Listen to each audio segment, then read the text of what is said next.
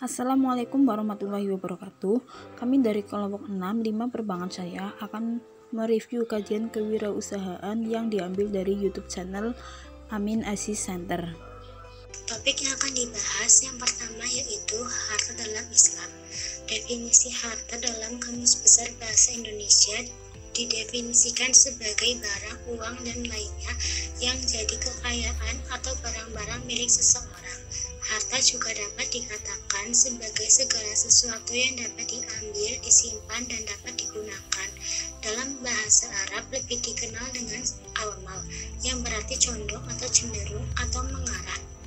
Karena secara tabiat manusia cenderung ingin memiliki harta, ingin menguasainya karena harta merupakan sesuatu yang layak untuk dimiliki oleh siapapun, dapat dimanfaatkan, dapat disimpan atau kuasai dan bersifat nyata. Jadi di antara konsep Islam mengenai harta adalah memposisikan uang sebagai alat tukar, bukan sebagai komoditas yang diperjualbelikan. Dalam surat An-Nur, dan berikanlah kepada mereka sebagian dari harta Allah yang dikaruniakannya kepadamu. Maka harta dalam Islam itu sepenuhnya milik Allah.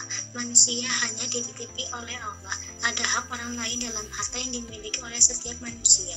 Harta yang dimiliki harus dimanfaatkan sebaik-baiknya untuk dijadikan sebagai sarana ibadah, sarana mendekatkan diri kepada Allah.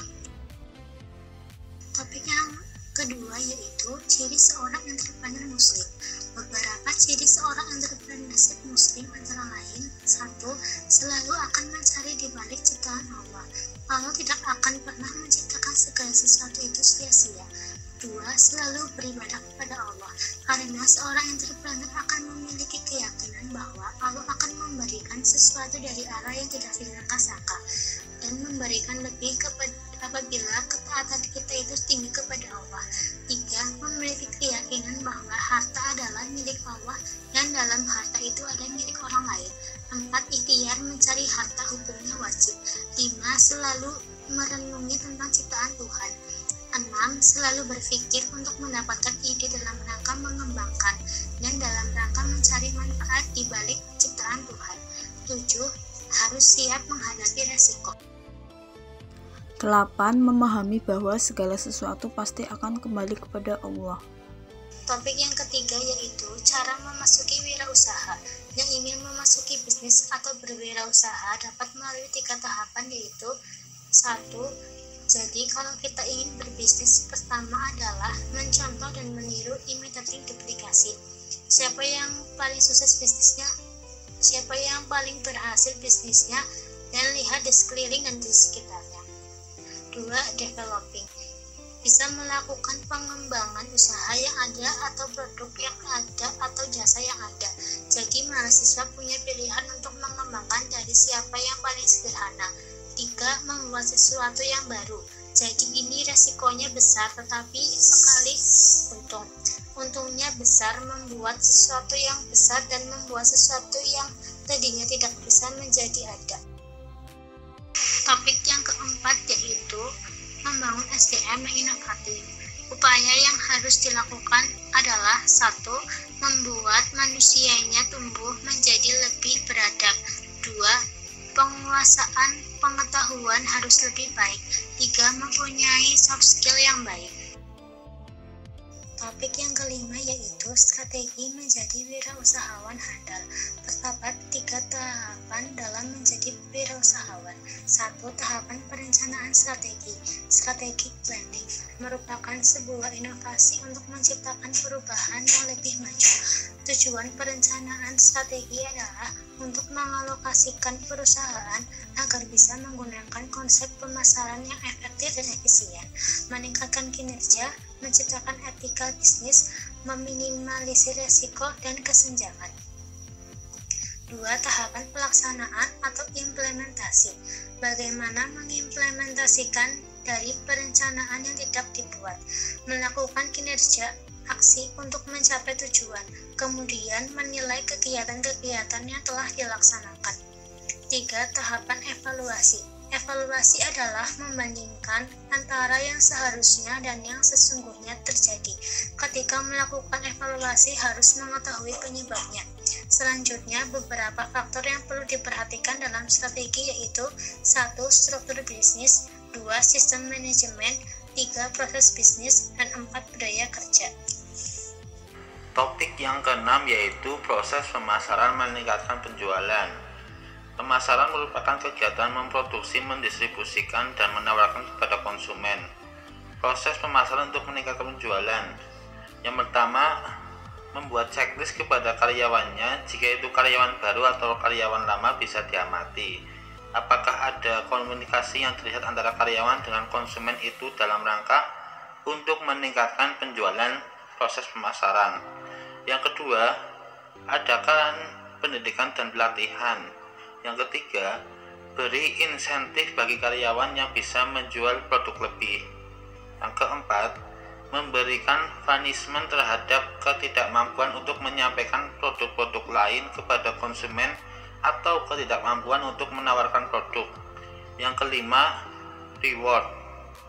Beberapa faktor yang harus diperhatikan oleh manajer pemasaran. Yang pertama, kegiatan pemasaran harus memuaskan konsumen. Yang kedua, volume penjualan harus mampu menjaga kelangsungan perusahaan dalam jangka waktu yang lama. Yang ketiga, efektif dan efisien. Proses pemasaran yang butuh difahami oleh para manajer pemasaran antara lain. Yang pertama, para manajer harus fokus pada bagaimana menilai produk, kemudian membaca struktur pasar dan perilaku pasar. Yang kedua, memilih peluang pasar, bagaimana dan harus melakukan penelitian terhadap peluang pasar ini seberapa besar. Berarti kita harus melakukan survei dalam rangka untuk mengambil keputusan dan kemana kita dibawa produk kita akan diuji untuk komunitas mana bisa diterima.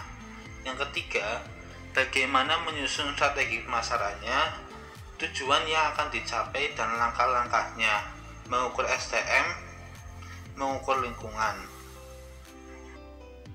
Topik yang ketujuh yaitu bisnis anti rugi, modal kecil dan praktis. Contoh bisnis yang mampu dilakukan oleh mahasiswa. Yang pertama, bisnis pulsa, karena kita juga selalu menggunakan pulsa sebagai alat komunikasi. Yang kedua, bisnis pakaian. Yang ketiga, bisnis makanan dan minuman. Yang keempat, bisnis pembayaran online. Sekarang hampir seluruh pembayaran itu menggunakan pola-pola online seperti listrik, PDAM, dan lain sebagainya. Yang kelima, bisnis sembako, karena merupakan kebutuhan sehari-hari dan menjadikan peluang yang sangat besar buat kita kembangkan ke depan. Yang keenam, bisnis reseller. Bisnis ini adalah pola bisnis yang dikembangkan saat ini. Kita tidak perlu mengeluarkan modal, hanya menjualkan produk-produk itu. Yang ketujuh, bisnis ternak dan pertanian.